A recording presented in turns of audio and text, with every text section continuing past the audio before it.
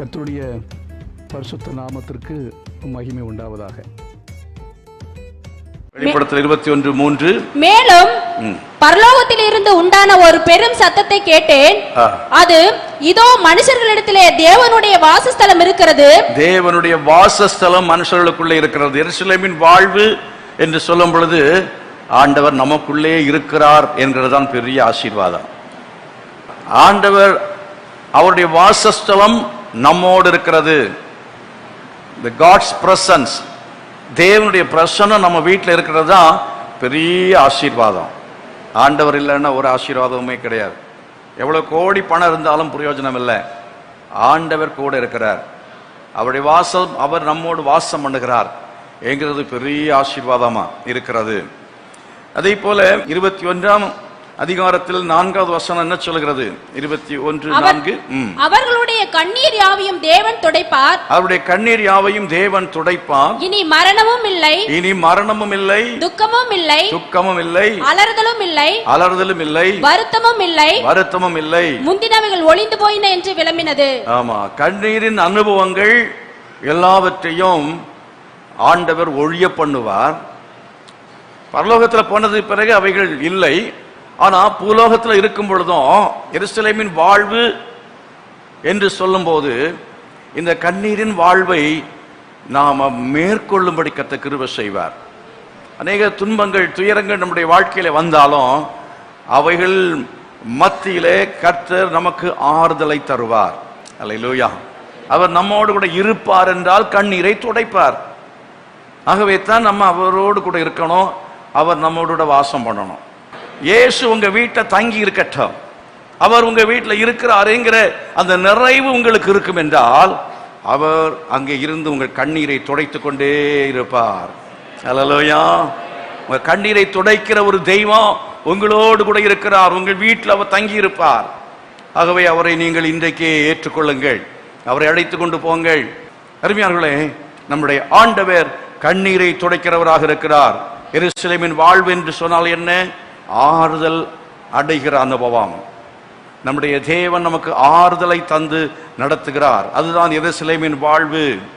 தேவனுடைய பிரசன்னத்திலே வாழுகிற வாழ்க்கை, தேவனுடைய அதாவது சமாதானத்தை, சந்தோஷத்தை நிறைவாய் பெற்று அனுபவிக்கிற வாழ்க்கை.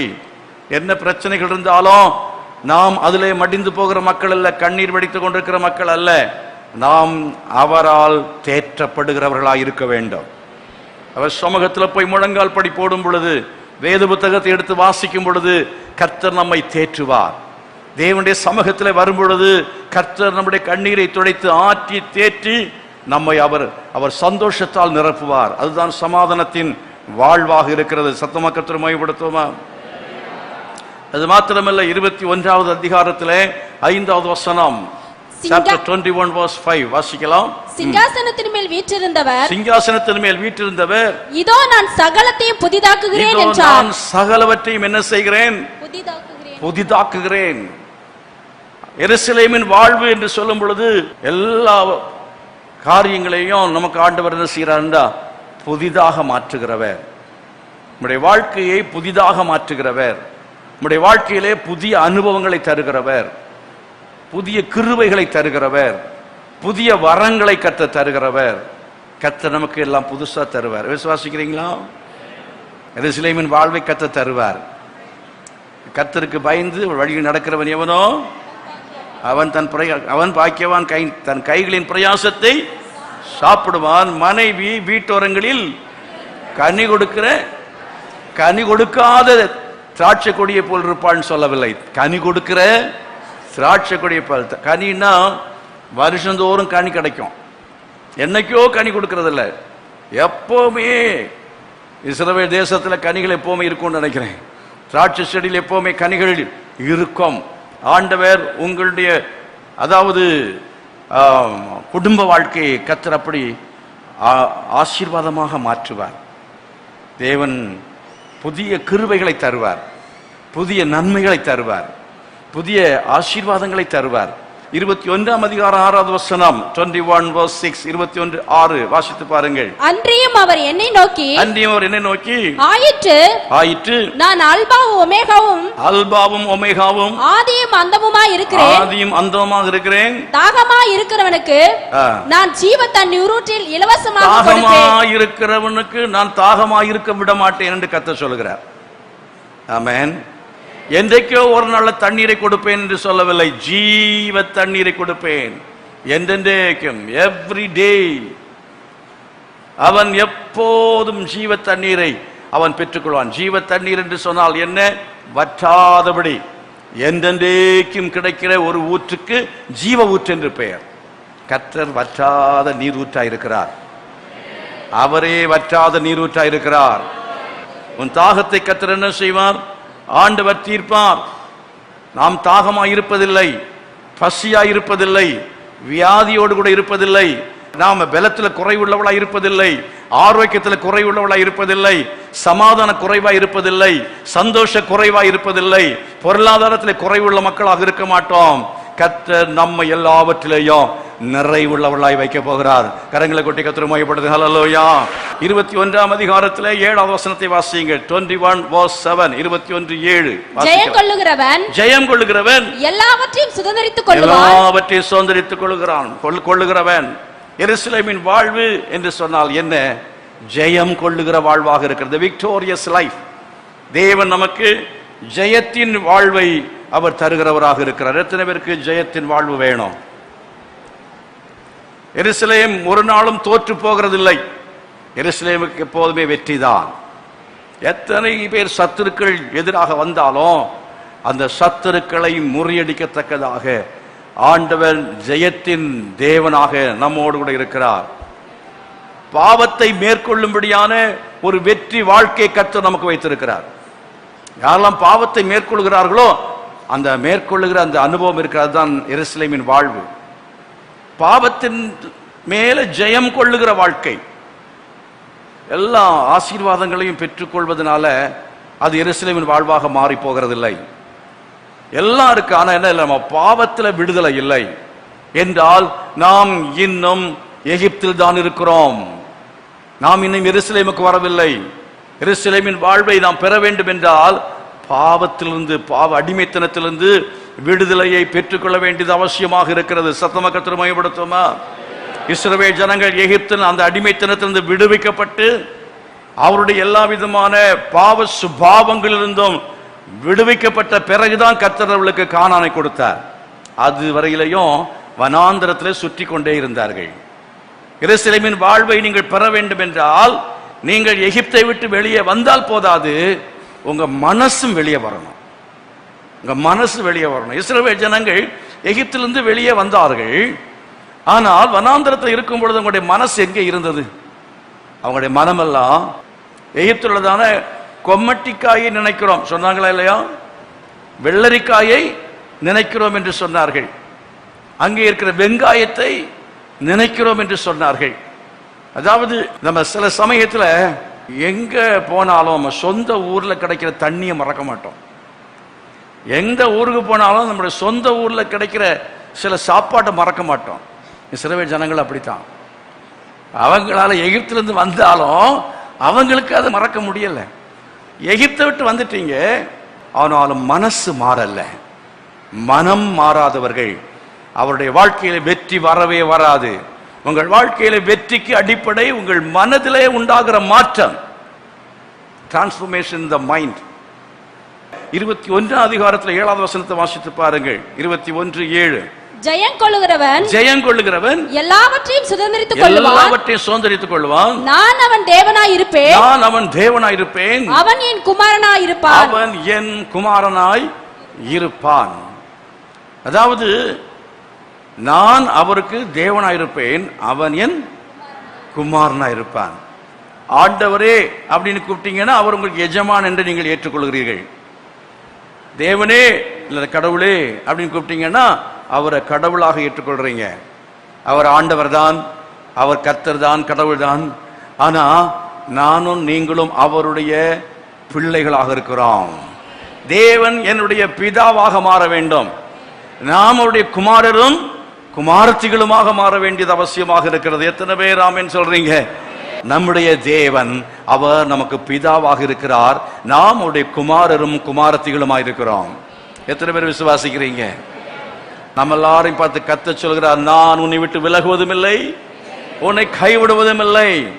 நம்முடைய ஆண்டவர் நமக்கு பிதாவா இருக்கும் பொழுது நம்மை அவர் என்ன செய்வார் என்றால், பார்த்துக்கொள்ள, உன்னை தொடுகிறவன் என் கண்மணியை தொடுகிறான் என்று சொல்கிறார். யாரும் நம்ம தொட முடியாது. பிசாசு உங்களை என்னையும் பார்த்து ஏன் பயப்படுறான்? 2 கொம்பு இருக்கா நமக்கு? இல்ல, அதனால அல்ல. அவர் நம் பிதாவாக இருக்கிறார். அவர் நமக்கு பிதாவா இருக்கிறது வரையிலையும் பிசாசு நம்ம பார்த்து பயப்படுவான்.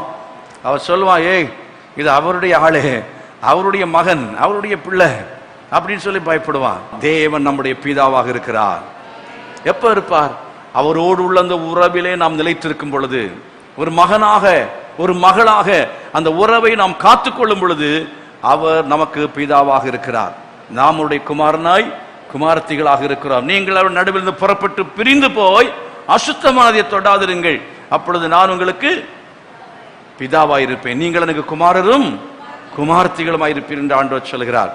21:8 வாசித்து பாருங்கள். 21:8 பயப்படுகிறவர்களும் அவிசுவாசிகளும் அருவருப்பானவர்களும் கொலைபாதகரும் விபச்சாரக்காரரும் சூனியக்காரரும் விக்கிரகாராதனைக்காரரும் பொய்யர் அனைவரும் இரண்டாம் மரணமாகிய அக்கினியும் கந்தகமும் எரிகிற கடலிலே பங்கடைவார்கள். இந்த வசனத்தின்படி இதில் சொல்லப்பட்டிருக்கிற ஆட்கள் அவிசுவாசிகள், அருவருப்பானவர்கள், கொலைபாதகர், விபச்சாரக்காரர், சூனியக்காரர், விக்கிரக ஆராதனைக்காரர், பொய்யர் அனைவரும் 2ஆம் மரணமாகிய அக்கினியும் கந்தகம் கடலில் என்ன செய்யப்படுவார்கள்? தள்ளப்படுவார்கள். எத்தனை பேர் சொல்றீங்க நான் பயப்படலன்னு சொல்றீங்க? எத்தனை பேர் சொல்ற நான் அவிசுவாசி இல்லைன்னு சொல்றீங்க? என்னது அருவருப்பான வாழ்க்கையில் எத்தனை பேர் சொல்றீங்க? அப்படிப்பட்டவளா இருந்தால் நிச்சயமாகவே கர்த்தர் உங்களை அவர் பரலோகத்திலே சேர்த்துக் கொள்வார். உங்களுக்கு நித்திய நரகம் என்பது இல்லவே இல்லை. அந்த மரண பயம் இருக்கிறதே, எருசலேமின் வாழ்வை பெற்றவளுக்கு என்ன இல்லை? அந்த மரண பயமே கிடையாது. மரண பயமே இல்லை. கிறிஸ்து எனக்கு ஜீவன், சாவு எனக்கு ஆதாயம் என்று அப்போஸ்தலனாகிய பவுல் சொல்லுகிறது போல, மரணமே உன் கூரெங்கே, பாதாளமே உன் ஜெயம் எங்கே என்று சொல்லி நாம் மரணத்துக்கு எதிராக என்ன செய்வோம்? ஜெய கோஷம் முழங்குவோம். மரணம் எல்லாருக்கும் வரும், நமக்கும் வரும். ஆனா என்றைக்கு வந்தாலும் அந்த மரணத்தை பற்றி நம்ம பயப்படுவதே கிடையாது. ஏன்னா மரணம் எப்பொழுது வருகிறதோ அப்பொழுது நாம் கர்த்தரிடத்தில் போய் சேர்க்கப்படுகிறோம். நமக்கு கர்த்தர் என்ன செய்திருக்கிறார் என்று சொன்னால், ஆண்டவர் பரலோக நம்பிக்கையை தந்திருக்கிறார். நரக பயம் என்பது இல்லை, மரண பயம் என்பதும் இல்லை. தேவன் அப்படிப்பட்டதான ஒரு எருசலேமின் வாழ்வை தந்ததுக்காய் கரங்களை கொட்டி கர்த்தரை மகிமைப்படுத்துவோம். ஹல்லேலூயா. தேவனே, எருசலேமின் வாழ்வை நீர் எனக்கு வைத்திருக்கிறதுக்காக உமக்கு ஸ்தோத்திரம் என்று சொல்லுங்க. வெளிப்படுத்தின விசேஷம் 21:14 நகரத்தின் மதிலுக்கு 12 அஸ்திபார கற்கள் இருந்தன. 12 அஸ்திபார கற்கள் இருந்தன. அவைகள் மேல் ஆட்டுக்குட்டியானவருடைய 12 அப்போஸ்தலர்களின் 12 நாமங்களும் பதிந்திருந்தன. 12 நாமங்களும் பதிந்திருந்தன என்று சொல்ல இருக்கிறது. எருசலேமின் வாழ்வை பெற்றுக்கொள்ள வேண்டும் என்றால் நாம் என்ன செய்ய வேண்டும்? நமக்கு நகரத்துக்கு என்ன வேணும்? மதில் வேண்டும். மதில் இல்லாத வாழ்க்கை அது எருசலேமின் வாழ்க்கை அல்ல. மதில் கட்டப்பட வேண்டியது அவசியமாக இருக்கிறது. எதன் மூலமா மதிலை கட்ட முடியும்? இந்த வசனம் சொல்கிறது, அப்போஸ்தலர்களுடைய நாமங்கள் அங்கே குறிக்கப்பட்டிருந்தது. அப்போஸ்தலருடைய உபதேசம், தேவனுடைய வசனத்தினாலே நம்மை காத்துக்கொள்ள வேண்டும், உபதேசத்தினாலே நம்மை காத்துக்கொள்ள வேண்டும். உபதேசம்தான் நமக்கு மதிலாக இருக்கிறது. சில சமயத்தில் எருசலேமின் வாழ்வு நமக்கு இல்லாமல் போனதுக்கு காரணம் தான், யார் பேச்சையுமே நம்ம கேட்க மாட்டோம். அப்பா பேச்சு கேட்க மாட்டோம், அம்மா பேச்சு கேட்க மாட்டோம், மனைவி புருஷன் பேச்சு கேட்கறது இல்லை. சில டைமில் புருஷனும் மனைவி பேச்சு கேட்க வேண்டியது இருக்கும். எந்த நல்ல காரியத்துக்குன்னு செவி கொடுக்கிறதே இல்லை. உங்களுடைய மனதிலே தோன்றுகிறதான எண்ணங்களின் அடிப்படையில் நடக்காமல் அநேக காரியங்கள் நம்ம செய்கிறது தவறாக முடிந்துவிடும். வாலிபன் தன் வழி எதனால் சுத்தம் பண்ணுவான்? தேவனுடைய வசனத்தின்படி தன்னை காத்துக் கொள்கிறதால் தானே. ஆகவே தேவனுடைய வசனம் தான் இது உங்களுக்கு மதிலாக இருக்கிறது.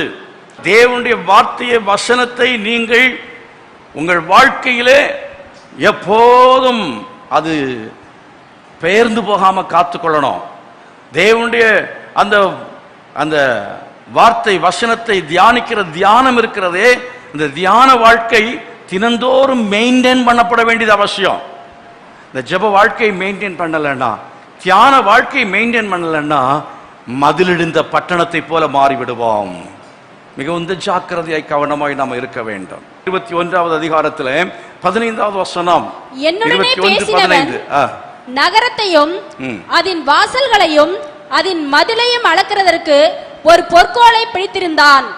அந்த மதிலை அளப்பதற்கு ஒரு தூதன் பொற்கோலை பிடித்திருந்தான் என்று சொல்லி இருக்கிறது. எருசலேமின் வாழ்வை நாம் பெற்றுக்கொள்ள வேண்டும் என்றார். மேலே சொன்ன அந்த 7 ஆசீர்வாதங்கள் அந்த எருசலேமின் வாழ்வு, அதை பெற்றுக்கொள்ள வேண்டும் என்றால் கட்டுப்பாடு, ஒழுங்கு, சட்டதிட்டம் இவைகள் நமக்கு தேவை. எவ்வளவு உயரம் இருக்க வேண்டுமோ அவ்வளவு உயரம் இருக்கணும். எவ்வளவு நீளம் இருக்க வேண்டுமோ அவ்வளவு நீளம் இருக்கணும். எவ்வளவு அகலம் இருக்க வேண்டுமோ அவ்வளவு அகலம் இருக்க வேணும். எப்படி வேண்டுமானாலும் மதில் இருக்கலாம், எப்படி வேண்டுமானாலும் பட்டணம் இருக்கலாம். அப்படி என்று ஆண்டவர் அங்கே என்ன செய்யவில்லை, இஷ்டம் போல எல்லாரும் இருக்கலாம்னு சொல்லி விடல. கர்த்தர் என்ன செய்தார் என்றால் அங்கே அளக்கிற தூதனை வைத்தார். அளவுகோல் வைக்கப்பட்டிருக்கிறது. எல்லாத்துக்கும் ஒரு அளவுகோல் உண்டு. ஆகவே நம்முடைய வாழ்க்கையிலே நாம் ஒழுங்கும் கிரமமும் உள்ள மக்களாய் வாழ்வோம் என்றால் நம்முடைய வாழ்க்கையிலே கர்த்தர் எருசலேமை அனுபவிக்க உதவி செய்வார். கரங்களை வைத்து கர்த்தரை மகிமைப்படுத்துவார். அல்லேலூயா. ஆகவே ஒழுங்குகளை கற்றுக் கொடுப்பது என்பது ரொம்ப கடினமான காரியம். நம்முடைய பிள்ளைகளுக்கு நம்ம ஒழுங்கை கற்றுக் கொடுக்க வேண்டும். வீட்டில் மனைவியா இருந்தாலும் சரி ஒழுங்கை கடைபிடிக்க வேண்டும். கணவனாக இருந்தாலும் சரி ஒழுங்கை கடைபிடிக்க வேண்டும். நெகேமியாவின் புஸ்தகத்தில் ஒரு வசனம் இருக்கிறது, எடுத்து வாசித்து பாருங்கள். 11வது அதிகாரத்தில் 1வது 2வது வசனங்களை வாசித்து பாருங்கள்.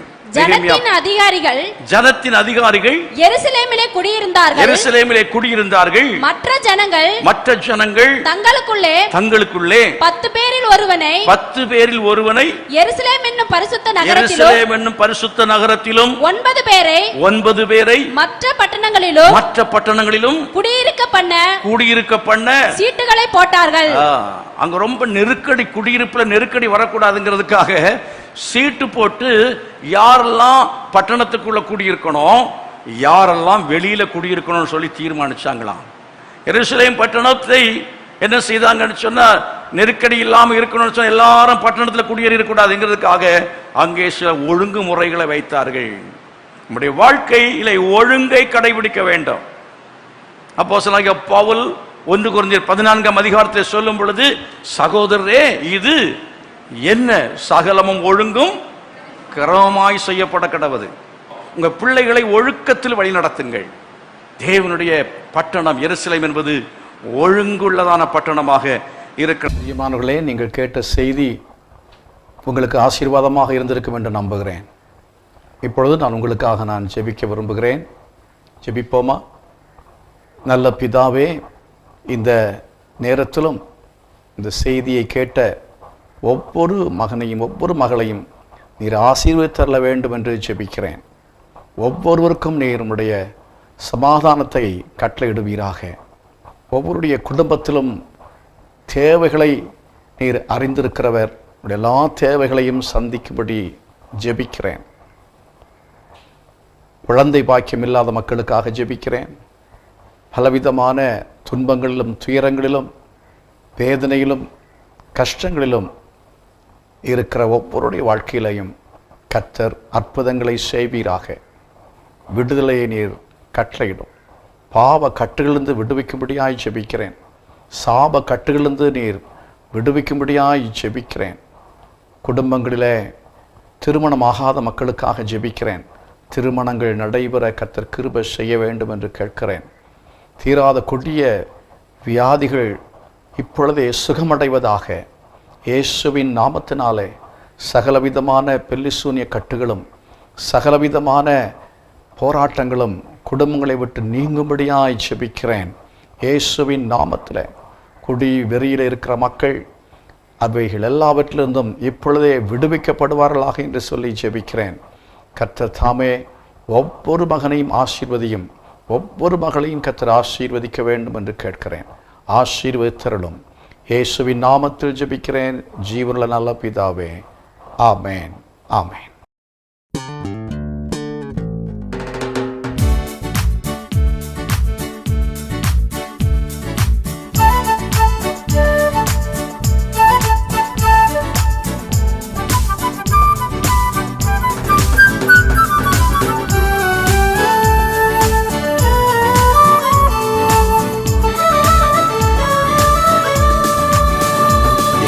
சமூகம் முன்னே செல்லும் என்று வாக்கு செய்த தேவன்.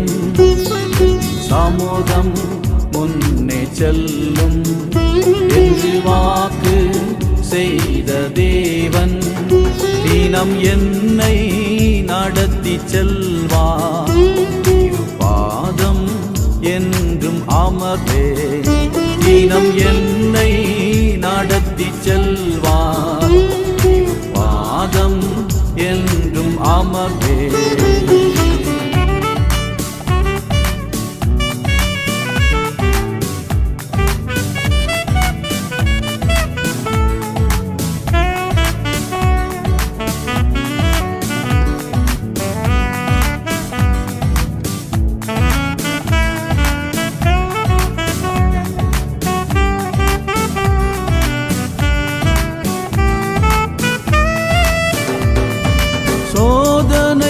என்னை சூழ்ந்தும் வேதனை வாழ்வில் வந்தும், சோதனை என்னை சூழ்ந்தும் வேதனை வாழ்வில் வந்தும், துன்பம் துக்கம் நீக்கும் உந்தன் பாதம் சமாதானம். துன்பம் துக்கம் நீக்கும் உந்தன் பாதம் சமாதானம். என் சமூகம் முன்னே செல்லும் என்று வாக்கு செய்த தேவன். என் சமூகம் முன்னே செல்லும் என்று வாக்கு செய்த தேவன். தினம் என்னை நடத்தி செல்வார், பாதம் என்றும் அமர்வே. தினம் என்னை நடத்தி செல்வார், பாதம் என்றும் அமர்வே.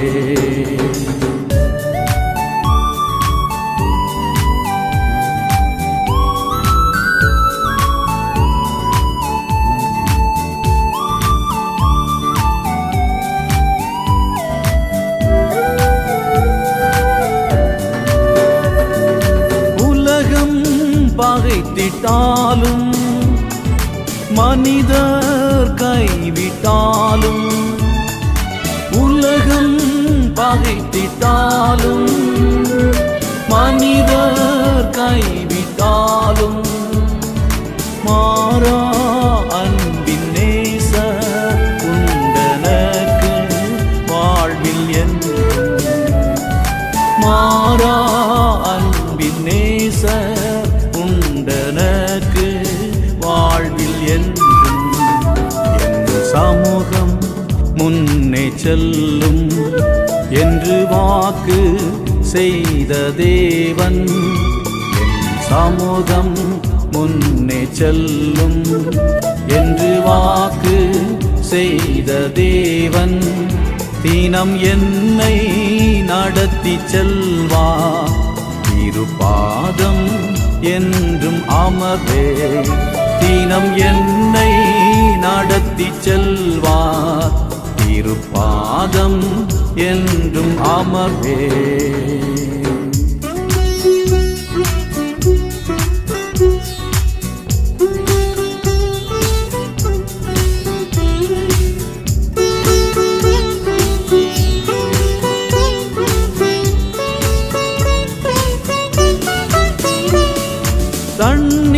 தண்ணீரை கடக்கும் போதும் தடுமாறும் பாதைகளிலும், தண்ணீரை கடக்கும் போதும் தடுமாறும் பாதைகளிலும், தந்தை போல என்னை தோளில் தூக்கி சுமந்து செல்வார்.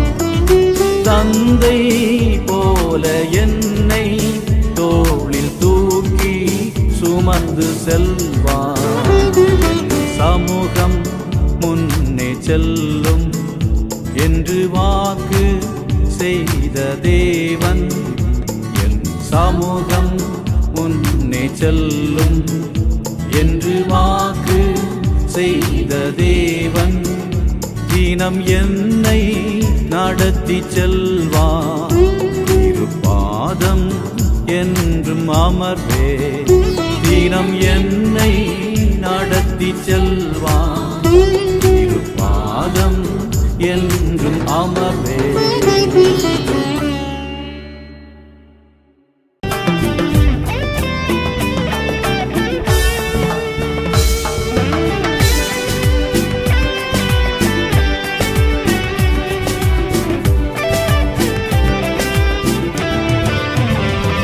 ஆனந்தம் கொள்ளுவேன் அன்பர் இயேசுவிலே, எந்தன் பாவங்கள் போக்கியதா.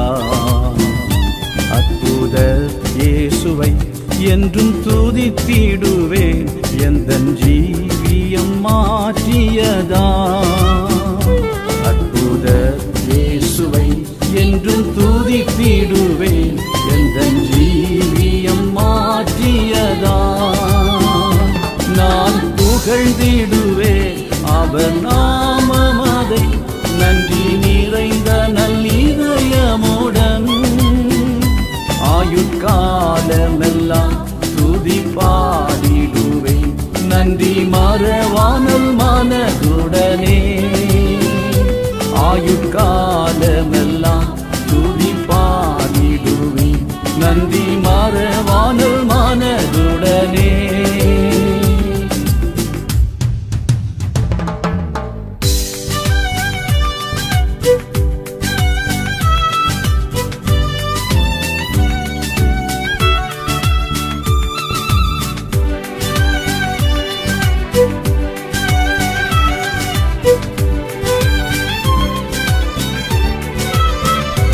இத்தனை அற்புத நன்மைகள் செய்தவர், இன்னமும் எம்மை காத்திடுவார். அத்தனை நாட்களும் எம்மை நடத்திடவே கர்த்தர் இயேசுவே முன் செல்கிறார். அத்தனை நாட்களும் எம்மை நடத்திடவே கர்த்தர் இயேசுவே முன் செல்கிறார். நான் புகழ்ந்திடுவேன் அவர் நாமமதை, நன்றி நிறைந்த நல்லிதயமுடன். ஆயுட்காலமெல்லாம் துதி பாடிடுவேன், நன்றி மறவாமல் மனதுடனே. ஆயுட்காலமெல்லாம் துதி பாடிடுவேன், நன்றி மறவாமல் மனதுடனே.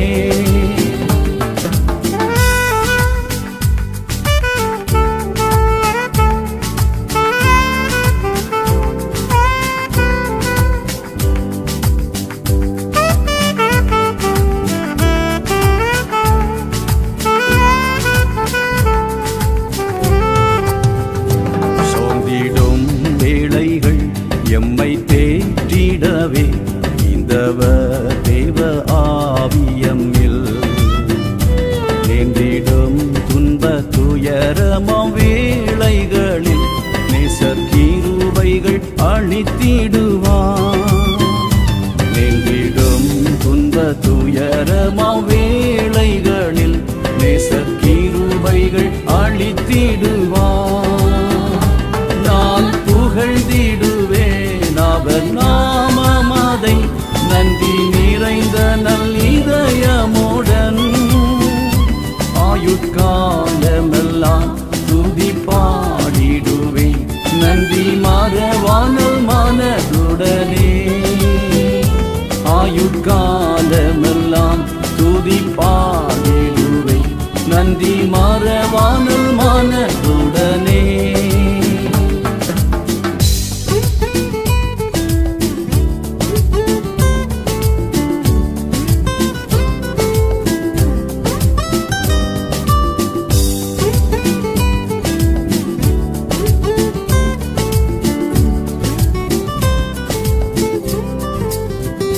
கூப்பிடும் வேளைகள் நேசக்கொடி அசைத்தே, வேகமாய் வந்தே பதிலளித்தார்.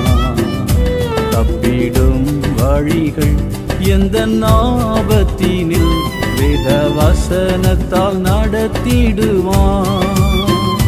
தப்பிடும் வழிகள் எந்த ஆபத்தினில் வேத வசனத்தால் நடத்திடுவார். நான் புகழ்ந்திடுவேன் அவர் நாமமதை, நன்றி நிறைந்த நல்லிதயமுடன். ஆயுட்காலமெல்லாம் துதி பாடிடுவேன், நன்றி மறவாமல் மனதுடனே. ஆயுட்காலமெல்லாம் துதி பாடிடுவேன், நன்றி மறவாமல் மனதுடனே.